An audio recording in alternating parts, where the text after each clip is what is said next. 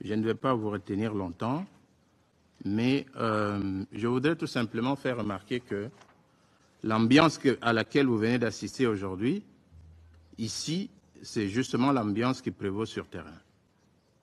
Vous avez dans la sous-région un pays, un seul pays, qui nargue tous ses voisins. Vous en avez la démonstration avec ce que le Burundi vient de dire. Le Rwanda prétend que, je suis déjà revenu sur cette question, je ne vais pas insister, qu'ils sont au Congo pour la sécurité des Tutsis. Mais voici la contradiction. Est-ce qu'il n'y a pas de Tutsis au Burundi?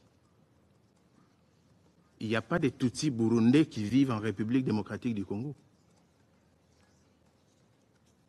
Pourquoi seulement les Tutsis rwandais? Et ils vous disent, nous ne voulons pas l'externalisation du conflit congolais qui est un conflit interne. Très bien. Mais qu'est-ce que vous venez faire au Congo? Si c'est un conflit interne, mais restez chez vous.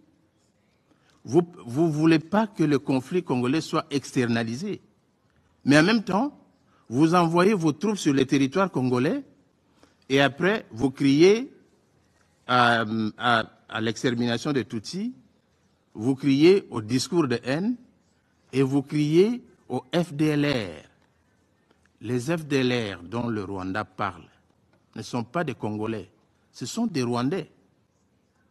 Ce sont des Rwandais qui ont commis le génocide en 1994 au Rwanda contre les Rwandais, mais qui ont fui, qui ont trouvé refuge en République démocratique du Congo.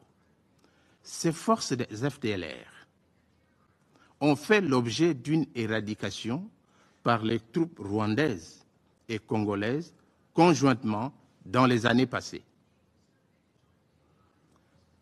Il existe sur les réseaux sociaux, je chercherai cette vidéo-là pour la faire, pour la rendre officielle, une vidéo dans laquelle l'ancien ambassadeur du Rwanda en République démocratique du Congo, M.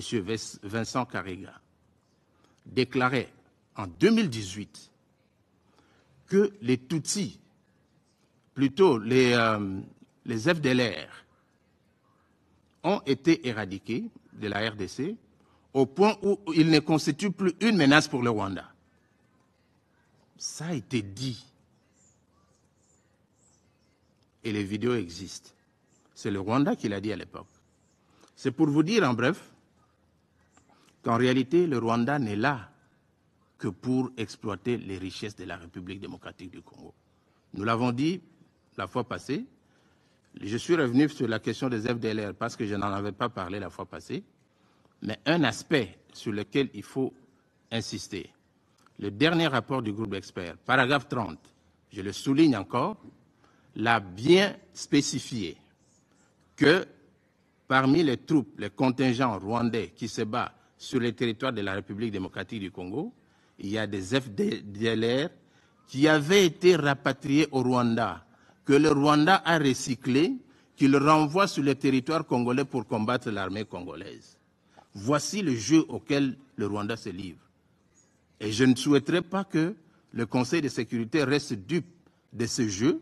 Vous avez vu que la malice a été poussée plus loin au point de déranger tous les voisins pratiquement.